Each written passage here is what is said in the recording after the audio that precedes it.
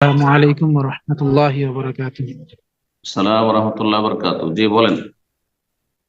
Sir, আমি পশ্চিমবঙ্গ বীরভূম থেকে বলছি। বলুন।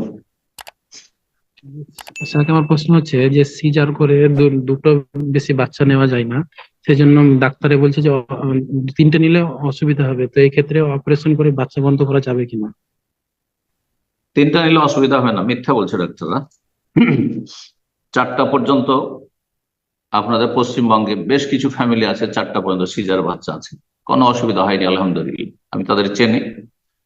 আর সৌদি আরবে আমার পরিচিত মহিলা প্রফেসর আছেন বাংলাদেশি, এখানে মাশাআল্লাহ ইংলিশ সাবজেক্টে ইউনিভার্সিটির প্রফেসর, তার ছয়টা সিজার হয়েছে, কোনো অসুবিধা হয়নি। তাহলে তার অবস্থা বুঝতে হবে, শারীরিক অবস্থা। যদি দেখা যায় যে একটাই নিতে পারছেন তাহলে নেবেন না বাচ্চা।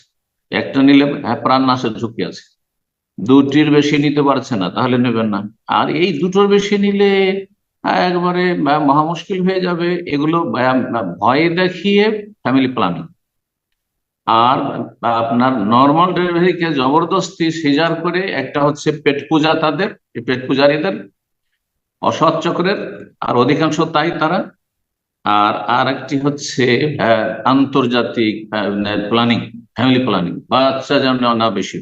জি, বিশেষ করে মুসলিমদের সন্তান যেন না হয়। ইহুদিরা সবচেয়ে বেশি সন্তান নিচ্ছে। যেসব দেশে ইহুদিরা বাস করে খোঁজ নিয়ে দেখেন, অল্প বয়সে বিয়ে করছে, 18 বছরের ছেলে মেয়েদের তাদের বিয়ে হয়ে যাচ্ছে, আর তারা সবচেয়ে বেশি সন্তান নিচ্ছে। আর মুসলিমদের ক্ষেত্রে সমস্ত প্ল্যানিং। তাহলে এটা আন্তর্জাতিক ষড়যন্ত্র।